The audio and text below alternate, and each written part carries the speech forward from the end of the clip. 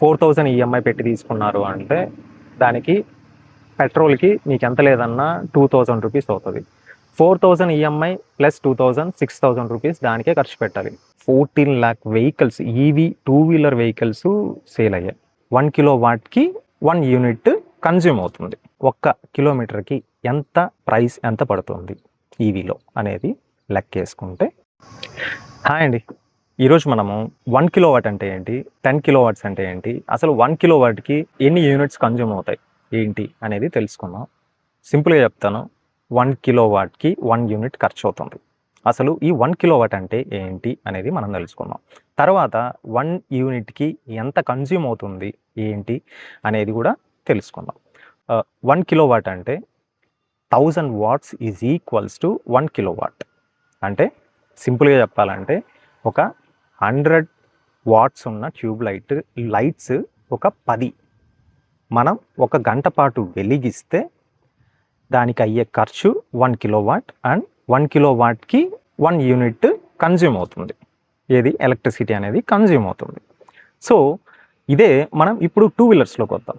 2 వీలర్స్లో 5 kilowatts అనుకుందాం. For example 5 kilowatts ఉన్న battery ఉన్న 2 వీలర్ మనం ఇంట్లో ఛార్జ్ చేయాలి అంటే 5 అవర్స్ పాటు మనం ఛార్జ్ అనేది చేయాలి. అంటే 5.5 అవర్ కూడా 5.5 అవర్ 6 అవర్స్ పడుతుంది. ఎందుకంటే డిపెండ్స్ అపాన్ అవర్ పవర్ ఎలా వస్తుంది, ఒకే స్పీడ్తో వస్తుందా ఏంటి అనేది డిపెండ్ అయ్యి ఉంటుంది. కాబట్టి 6 అవర్స్ ఈజీగా పడుతుంది. ఏది 5 కిలోవాట్స్ ఉన్న బ్యాటరీ ఫుల్ చేయడానికి.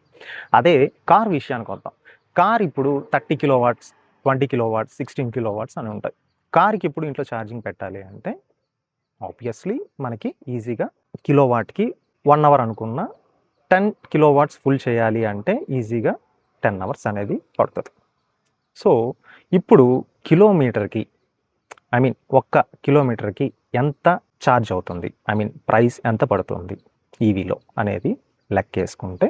సో ఇప్పుడు మన ఇంట్లో వాడే కరెంట్ 400 యూనిట్స్ అవుతుంది అనుకుంటే దానికి ఒక స్లాబ్ ఉంటుంది. 200 యూనిట్స్ అంటే దానికి ఒక స్లాబ్ ఉంటుంది. అంటే 400 యూనిట్స్ పైన మీరు వాడారు అంటే అప్ టు 8 రూపీస్ నుంచి 10 రూపీస్ వరకు ఛార్జ్ అయ్యే ఛాన్సెస్ ఉంటాయి, డిపెండ్స్ అపాన్ యువర్ ఏరియా. అదే 300 యూనిట్స్ వాడుతున్నారు మీ ఇంట్లో అంటే దానికి ఒక ప్రైస్ ఉంటుంది. దీన్నంతా యావరేజ్గా మనం 6 రూపీస్ లెక్కన కన్వర్ట్ చేసుకొని చెప్తున్నా. 6 రూపీస్కి పర్ యూనిట్ అయితే 3.7 కిలోవాట్స్ ఉన్న ఈవీ వెహికల్ నాది ఏతరిస్తా. దీన్ని ఫుల్ చేయడానికి నాకు అయ్యే ఖర్చు 4 యూనిట్స్ ఖర్చు అవుతుంది. 4 యూనిట్స్ అంటే యావరేజ్గా నాకు 24 రూపీస్ ఛార్జ్ అవుతుంది. పర్ యూనిట్కి 6 రూపీస్ లెక్కన వేసుకుంటాయి.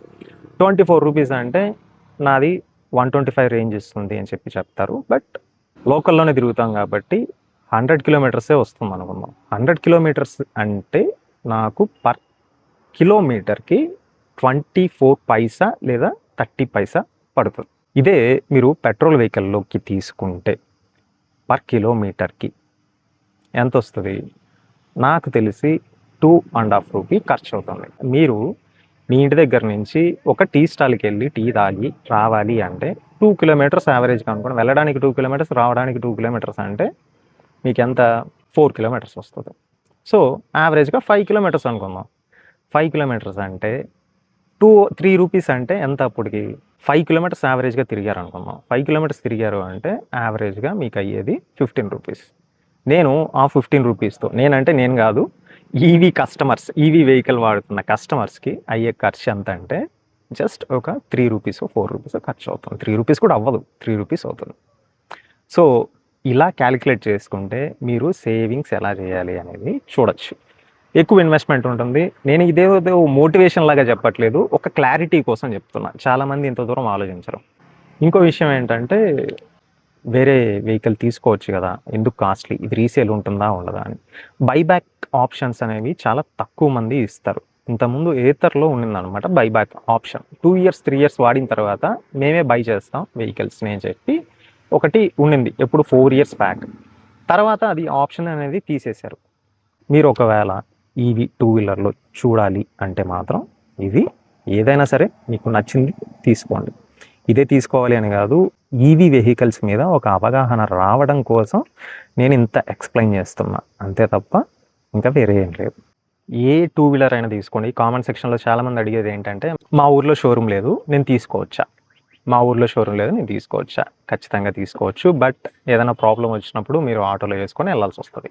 లేదా తోసుకొని వెళ్ళాల్సొస్తది. సో, అలాంటి ప్రాబ్లమ్స్ మీరు ఫేస్ చేయకూడదని చెప్పి మీ దగ్గర షోరూమ్ ఉంటేనే తీసుకోండి. లేదంటే తీసుకోవద్దండి అని చెప్పి చెప్తున్నా పదే పదే. ఏదన్నా చిన్న ప్రాబ్లమ్ వచ్చినా ఇప్పుడు 30 కిలోమీటర్స్, 40 కిలోమీటర్స్ మీరు ఆటోలో వేసుకొని వెళ్ళాలంటే ఎక్కలేని చిరాకు, కోపం అన్నీ వస్తాయి. అందుకు నేను వద్దంటున్నా.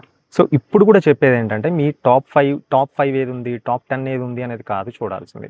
మీ ఊర్లో మీకు యాక్సెసిబిలిటీ ఉందా? మీ ఊర్లో షోరూమ్ ఉందా? ఏదన్నా ప్రాబ్లమ్ వచ్చిందంటే టక్కని షోరూమ్ ఎళ్ళగలుగుతారా? తీసుకోండి వెహికల్. అంతే తప్ప ఎక్కడో విలేజ్‌లో ఉన్నాను అంటే కొంచెం ఆలోచించండి. తీసుకోవద్దని చెప్పట్లేదు. ఆలోచించండి. అండ్ ఎలాంటి ప్రాబ్లమ్ రాదు గదా! ఎప్పుడో ఒకసారి వస్తుంది గదా! అనుకునేట్టుగా ఉంటే లెట్స్ గో ఫర్ ఈవీ. కాకపోతే ఏంటంటే ఈవీ వెహికల్ తీసుకున్నప్పుడు మీకు డబ్బులనేవి చాలా మిగులుతాయి. ఇంకోటేంటంటే 1.5 లాక్ పెట్టి మీరు టూ వీలర్ తీసుకున్నారు అనుకుందాం పెట్రోల్ వెహికల్. దానికి ఈఎంఐ 3000 రూపీస్ కట్టాలి. ఈఎంఐ పర్ మంత్‌కి 3000 అనుకుందాం. దానికి పెట్రోల్ ఖర్చు పర్ డేకి మీరు 40 కిలోమీటర్సో, 50 కిలోమీటర్సో తిరుగుతూ ఉంటే దానికి కూడా రూ. 100 ఖర్చు అవుద్ది. అంటే దగ్గర దగ్గర రూ. 6000 దానికి ఖర్చు పెట్టాలి. ఏది? ఈఎంఐకి.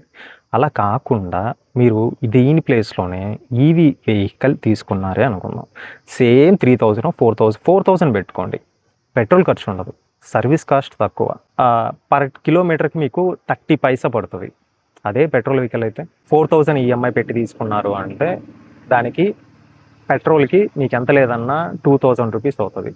4000 ఈఎంఐ ప్లస్ 2000 6000 రూపీస్ దానికే ఖర్చు పెట్టాలి. అదే ఈవీ వెహికల్ 4000 ఈఎంఐ పెట్టుకున్నారు అంటే మీకు ఖర్చు మంత్లీ అంతా కలిపి 500 వస్తది. కిలోమీటర్‌కి 30 పైసలు పడతది. అదే పెట్రోల్ వెహికల్ అయితే 45 కిలోమీటర్స్ ఇచ్చేదైతే మీకు కిలోమీటర్‌కి 2.5 రూపీస్ నుంచి 3 రూపీస్ ఖర్చు అవుతుంది. అంటే డిపెండ్స్ అపాన్ ఈ స్పీడ్ ఇవన్నీ మారుతూ ఉంటాయి. ఇవన్నీ కన్సిడర్ చేసుకొని, ఇవన్నీ క్యాలిక్యులేట్ చేసుకొని ఈవీనే తీసుకోండి. ఇది నా ఒపీనియన్. మీకు నచ్చిన వెహికలే తీసుకోండి. టెస్ట్ రైడ్ చేసి తీసుకోండి. టెస్ట్ రైడ్ లేకుండా తీసుకోవద్దండి. అండ్ మీ ఊర్లో షోరూమ్ ఉంటేనే తీసుకోండి. లేదంటే తీసుకోవద్దు. So, upcoming two wheeler vehicles ఏవున్నాయి అంటే ఏతర్‌లో ఆగస్ట్ ఆర్ సెప్టెంబర్‌లో ఒక 2 మోడల్స్ అనేవి లాంచ్ అయిపోతున్నారు. అండ్ హోండా వాళ్ళు ఆల్రెడీ ఒక 10 వెహికల్స్ ఏవి మొత్తం petrol version and electrical version కూడా రిలీజ్ చేశారు. అండ్ నెక్స్ట్ ఇంకోటేంటి హీరోలో కూడా కొత్త మోడల్ ఒకటి రాబోతోంది. సింపుల్ వన్‌లో ఆల్రెడీ ఉన్నాయి. అల్ట్రా వయలెట్ అనేది ఒక ఆప్షన్ ఉంది. అల్ట్రా వయలెట్ కూడా ఒకసారి టెస్ట్ రైడ్ చేసి తీసుకోండి. సూపర్‌గా ఉంటుంది. It's a high end model. దాని గురించి నేను ఎక్కువ చెప్పను. ఎక్స్‌పెక్టేషన్స్ ఎక్కువ ఉంటాయి. బట్ ఇట్స్ దే చాలా మంచి వెహికల్ అది. ప్రైస్ మాత్రం కార్ ప్రైస్ ఎంత ఉంటుందో అంత ఉంటుంది. అది కాకుండా ఇంకా టీవీఎస్‌లో ఉన్నాయి. అండ్ బజాజ్‌లో ఉన్నాయి. టీవీఎస్ ఐక్యూ ఎక్కువ సేల్ అయ్యాయి. టాప్ 5 సేల్ అయిన వెహికల్స్ వచ్చి కంపెనీ పేరు మాత్రం చెప్తాను. ఏది ఫస్ట్, ఏది సెకండ్ అనేది నంబర్స్ మారుతూ ఉంటాయి కాబట్టి కరెక్ట్‌గా చెప్పలేం. టీవీఎస్ ఐక్యూ అండ్ నెక్స్ట్ ఇంకోటొచ్చి ఏథర్, హీరో విదా, బజాజ్ చేతక్ కూడా లిస్ట్‌లో ఉంది. సో, టాప్ 5 అయితే బాగా సేల్ అయిన వెహికల్స్ అయితే ఇవే. లాస్ట్ ఇయర్ దాదాపుగా 14 lakh vehicles EV two wheeler vehicles sale అయ్యాయి. మేబీ ఈ ఇయర్ ఇంకా ఎక్కువ సేల్ అయ్యే ఛాన్సెస్ పుష్కలంగా ఉన్నాయి. అండ్ ఛార్జింగ్ స్టేషన్స్ గురించి చెప్పాలంటే ఏతర్ అయితే ఆల్ ఓవర్ ఇండియా లెవెల్‌లో వాళ్ళ నెట్వర్క్ అనేది బిల్డ్ చేసుకుంటున్నారు. ప్రతి ఈవీ ఛార్జింగ్ స్టేషన్‌లో ఆల్మోస్ట్ ఉన్నాయి. 50 కిలోమీటర్స్‌కి ఒక్క ఛార్జింగ్ స్టేషన్ అయితే ఖచ్చితంగా ఉంది. అండ్ మీరు ఇంకా వేరేవి కొత్త వెహికల్స్ కాబట్టి వాళ్ళ సేల్స్‌ని బట్టి వాళ్ళు ఛార్జింగ్ స్టేషన్స్ అనేవి పెంచుకుంటూ ఉంటారు. మీరు లాంగ్ డ్రైవ్స్‌కి వెళ్ళాలి అంటే మాత్రం ఏతర్‌లో మీరు వెళ్ళిపోవచ్చు. అండ్ హీరో వీదా కూడా సేమ్ ఛార్జింగ్ సాకెట్ ఉంటుంది కాబట్టి సో, దాన్ని బట్టి మీరు హీరో వీదాని కూడా మీరు కన్సిడర్ చెయ్యొచ్చు లాంగ్ డ్రైవ్స్‌లో. సో, వీటన్నిటికి కూడా ప్రైసెస్ అనేవి వేరుగా ఉంటాయి. ఫాస్ట్ ఛార్జింగ్ పెట్టినప్పుడు ఖచ్చితంగా వేరియేషన్స్ ఉంటాయి. లైక్ చేయండి, షేర్ చేయండి. And this is Ravi Shastri. Thank you for watching.